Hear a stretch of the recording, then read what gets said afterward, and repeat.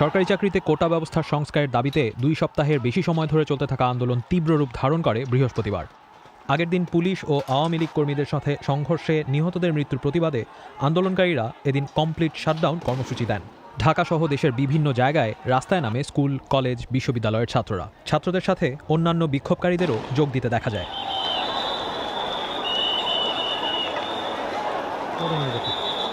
বৃহস্পতিবার সারাদিনই দেশের বিভিন্ন জায়গায় বিক্ষোভকারীদের সাথে পুলিশ ও আওয়ামী লীগ কর্মীদের দফায় দফায় সংঘর্ষ চলে। ঢাকার ভেতরে উত্তরা, রামপুরা, যাত্রাবাড়ি, মোহাম্মদপুর এলাকায় ব্যাপক সংঘর্ষ চলে প্রায় সারাদিনই। সংঘর্ষে শুধুমাত্র উত্তরাতেই অন্তত 8 জন মারা যান। দুপুরে এক পর্যায়ে বিক্ষোভকারীরা বাংলাদেশ টেলিভিশন ভবনের একাংশে আগুন জ্বালিয়ে দেয়। বন্ধ হয়ে যায় বিটিভির সম্প্রচার। বৃহস্পতিবার বিকেলে কোটা সংস্কার বিষয়ক আদালতের রায়ের তারিখ এগিয়ে আনার কথা জানান আইনমন্ত্রী। আন্দোলন থামাতে ছাত্রদের অনুরোধ জানান। বাংলাদেশের অ্যাটর্নি জেনারেলকে নির্দেশ দিয়েছি যে আগামী রবিবার তিনি বাংলাদেশের সর্বোচ্চ আদালতে আপিল বিভাগে আবেদন করবেন যাতে মামলাটা শুনানির তারিখ তারা এগিয়ে আনেন। আমি তাদেরকে অনুরোধ করছি যে তারা যেন এই সহিংসতা বন্ধ করে এবং এই আন্দোলন প্রত্যাহার বা স্থগিত করে। রাতে সারা দেশে ব্রডব্যান্ড ইন্টারনেট সংযোগ বিচ্ছিন্ন হয়ে যায়। এর আগে দুপুরে সহিংস পরিস্থিতি নিয়ন্ত্রণে মোবাইল ইন্টারনেট বিচ্ছিন্ন করার কথা জানান আইসিটি প্রতিমন্ত্রী। বৃহস্পতিবার সারাদিন চলা সংঘর্ষে সারা দেশে মারা যান অন্তত 26 জন, আহত হন 1,500-এর বেশি। ঢাকার বাইরে চট্টগ্রাম, রংপুর, নরসিংদী, নারায়ণগঞ্জ, মাদারীপুর সহ আরও বেশ কিছু জায়গায় ব্যাপক সংঘর্ষ হয়।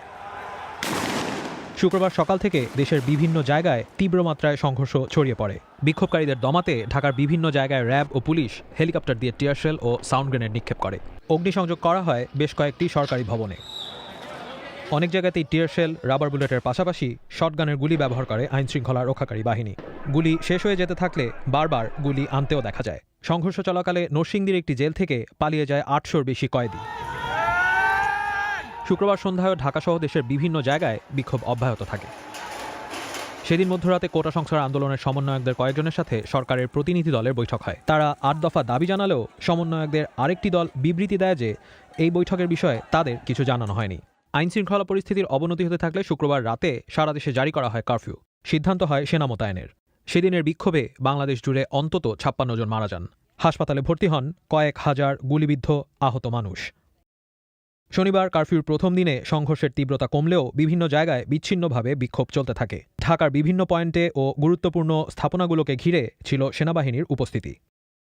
কারফিউ থাকা সত্ত্বেও শনিবার দেশের বিভিন্ন জায়গায় হওয়া সহিংসতায় মারা যায় অন্তত 26 জন। তারা কয়েকজন সাথে আসে। এরই মধ্যে শনিবার আন্দোলনের অন্যতম সমন্বয়ক নাহিদ ইসলাম আটক হন। কয়েকজন মিলে জোর করে নিচে নামিয়ে নিয়ে যায় আর কি। সিভিল ড্রেসের ছিল তারা। একটা পর্যায়ে হচ্ছে তারা আমাকে physically and mentally torture assault করা শুরু করে এবং লোহার হয়তো কিছু একটা দিয়ে মারধর শুরু করে দাঁড় করিয়ে। রবিবার আদালতের রায়ে জানানো হয় যে সব ধরনের সরকারি চাকরিতে 93% নিয়োগ মেধার ভিত্তিতে হবে। 93% মেধার ভিত্তিতে হবে। মুক্তিযোদ্ধার সন্তান বা নাতিদের বা নাতনিদের মধ্য থেকে 5% নেওয়া হবে। যারা ক্ষুদ্র জাতি নৃগোষ্ঠী তাদের মধ্য থেকে 1% নেওয়া হবে। আর 1% 2 ভাগ করা হবে। একটা হচ্ছে যে আমাদের যে প্রতিবন্ধী ওদের এবং তৃতীয় লিঙ্গ দুজনের মাঝখান থেকে 1% নেওয়া হবে। সরকারি, আধা সরকারি, স্বায়ত্তশাসিত সবগুলো চাকরির ক্ষেত্রে এটা প্রযোজ্য হবে। 2 জন মারা গেছে।